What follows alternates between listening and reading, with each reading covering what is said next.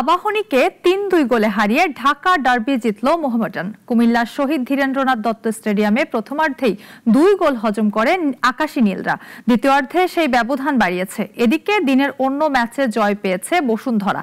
আরামবাগকে ২-০ গোলে হারিয়েছে তারা। এদিকে ড্র হয়েছে পুলিশ ফোর্টিস ম্যাচ।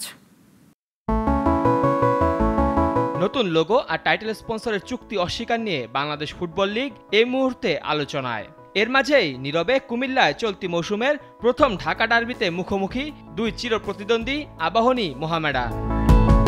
কুমিল্লার শহীদ ধীরেন্দ্রনাথ দত্ত স্টেডিয়ামে শুরুতে খানিকটা রক্ষণাত্মক খেললেও দ্রুতই কৌশল বদলে ফেলে মোহামেডান। ২২তম মিনিটে আবাহনী গোলকিপার মিতুল মার্মার ভুলের সুযোগে প্রথম সাফল্য সাদা কালোদের। ইয়াসিনের কাছ থেকে ডিবক্সে বল কেড়ে নিয়ে গোল করেন রহিমউদ্দিন। ৩২ মিনিটে দ্বিতীয় গোল পেয়ে যায় মোহামেডান। মোজাফফরবের কর্নার থেকে জটলার মধ্যেও জাল খুঁজে নেন এলি কেকে। এতে ২-০ গোলে এগিয়ে বিরতিতে যায় সাদা কালোরা।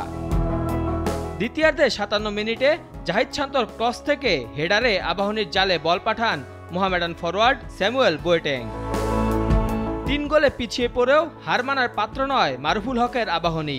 ৭৩ থেকে ৭৮ এই ৬ মিনিটে ২ গোল শোধ করে আকাশী নীলরা খেলা জমিয়ে দেয়। প্রথমটি পাপন সিং আর দ্বিতীয় গোলটি করেন মোরসালিন।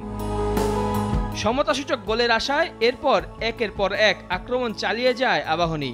বিপরীতে খোলসে ঢুকে পড়ে মোহামেডান। তবে শেষ পর্যন্ত এই লড়াইয়ে জয়ের হাসি মোহামেডানের। মেহেদী হাসান মুন্না, নাগরিক।